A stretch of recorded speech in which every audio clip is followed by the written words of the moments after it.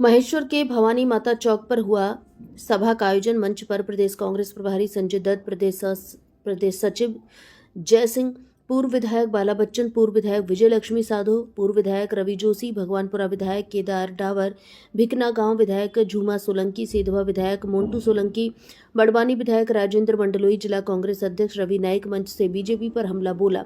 संविधान बदलने नीयत से बीजेपी काम कर रही है। इस दौरान सैकड़ों कांग्रेस कार्यकर्ता संविधान बचाओ में शामिल हुए। जीतू पटवारी ने खरगोन के महेश्वर में संविधान बचाओ रैली में कहा, संविधान की रक्षा के लिए यह रैली आयोजित की गई है। देश में जिस तरीके का देश में वातावरण, स्वायत्त संस्थाएं खतरे में, चुनाव आयोग भी एक तरह से तोते की भूमिका में है। भरोसा होता है लोकतंत्र में चुनाव आयोग पर, देश की जनता का। आप देखो जितनी ईडी, सीबीआई सब विपक्ष पर काम कर रहे हैं। बीजेपी के लोगों पर क्यों नहीं होती? देश की जनता पर कार्रवाई होती। बीजेपी के लोगों पर नहीं, सरकार के लोगों पर नहीं। यह मैसेज क्या है जिस पर कार्रवाई की? उन्होंने बीजेपी चुनावी बांड से चंदा किया, इसलिए संविधान बचाने के लिए हमारा गला काटना भी पड़ा तो हम तैयार हैं। माहिल्या की नगरी में शराब नहीं बिकेगी, यह मुख्यमंत्री ने कहा था। बीजेपी के कार्यकर्ता की 2 किलोमीटर में शराब की दुकान है। यह मैसेज क्या? सरकार का काम क्या सिर्फ शराब बिकाना है?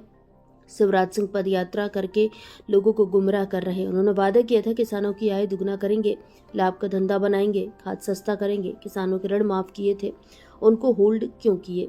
भारत संवाद से लखन ठाकुर की रिपोर्ट।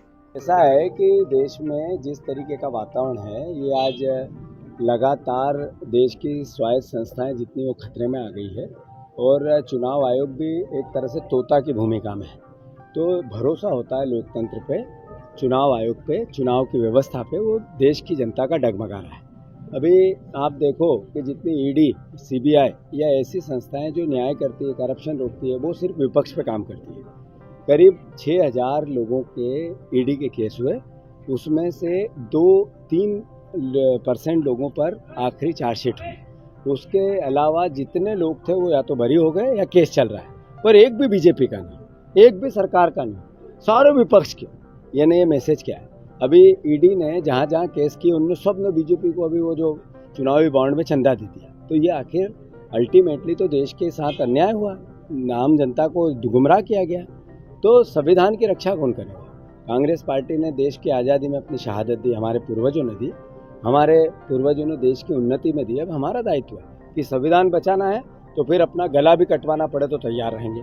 कांग्रेस एक एक रहेगा, मैं मानता हूँ उसका संदर्भ तो था ही, पर हम विपक्ष के भी भूमिका निभानी है।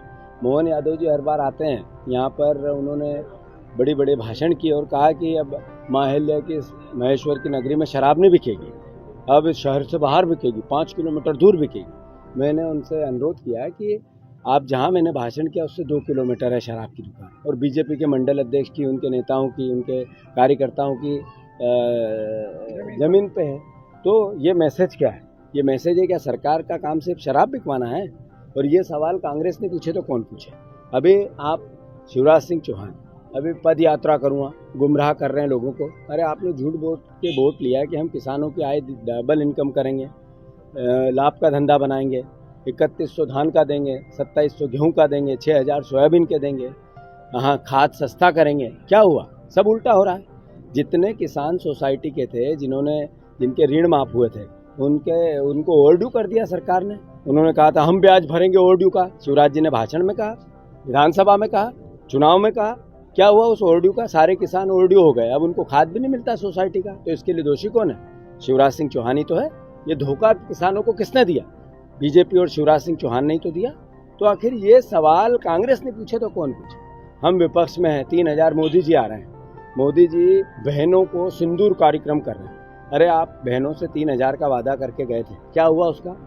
3000 में भी 1200 दे रहे हैं और वो भी धीरे धीरे सांस ले रहा है।